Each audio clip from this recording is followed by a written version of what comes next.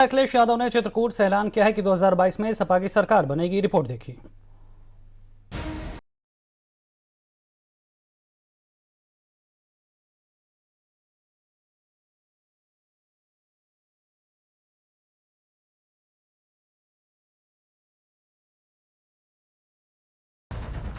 आरंभ हो रहा है महासमर के शंखनाद का। मिशन 2022 में वैसे तो अब सिर्फ एक साल का वक्त बाकी है, लेकिन ये एक साल सारे दलों के लिए चुनौतियों से भरा है।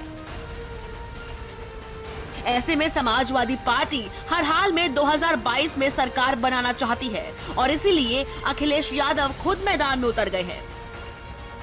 यूं तो अखिलेश अक्सर कई जिलों का दौरा करते रहते हैं, निजी कार्यक्रमों में शिरकत करते रहते हैं, लेकिन गुरुवार को चित्रकूट पहुंचे अखिलेश 2 दिनों तक चित्रकूट में ही रहे। यहां पर उन्होंने मंदिरों में दर्शन किए, कांतानाथ मंदिर की पैदल परिक्रमा की, नंगे पांव पैदल चले, दुकानों पर रुक रुक कर उन्होंने लोगों से बात की। यहाँ अखिलेश यादव ने कहा कि चित्रकूट की धरती से एक एक समाजवादी को आशीर्वाद मिला है।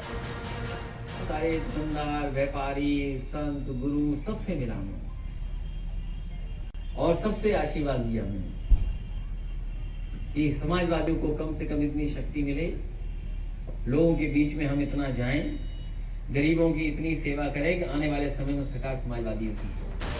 अखिलेश यहाँ चित्रकूट के बच्चों के साथ बच्चे बन गए और उन्होंने बंदूक से निशाना भी लगाया।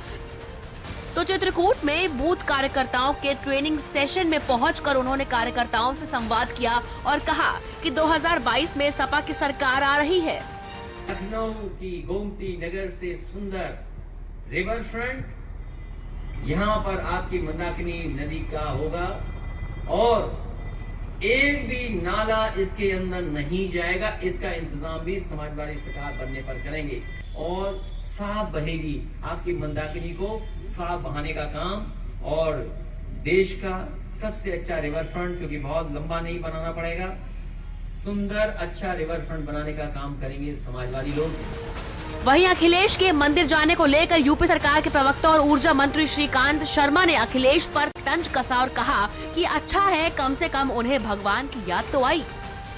अच्छी बात है, किसी न किसी भगवान तो उनको याद आए, अन्यथा वो ऐसे लोगों के साथ उन्होंने गठबंधन किया जो भगवान राम के अस्तित्व को नहीं मानते, गाय का अपमान करते हैं। केरल में सरेआम गौकशी की घटनाएं होती हैं और उसका पूरी तरह से वो लाइव टेलीकास्ट भी करते हैं।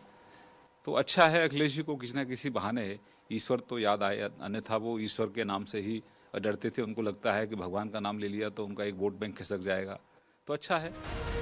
असल में अखिलेश 2022 की तैयारी में जुटे हैं, इसीलिए वो चित्रकूट में 2 दिनों तक रुके, कार्यकर्ताओं से मिले। चित्रकूट के बाद अखिलेश का अगला पड़ाव महोबा है। यहाँ भी वो ट्रेनिंग कैंप में शिरकत करेंगे। अखिलेश की बुंदेलखंड इलाके पर खास नजर है।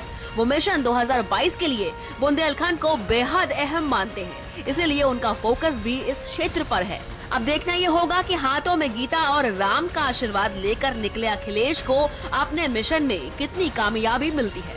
Bureau report, Bharat.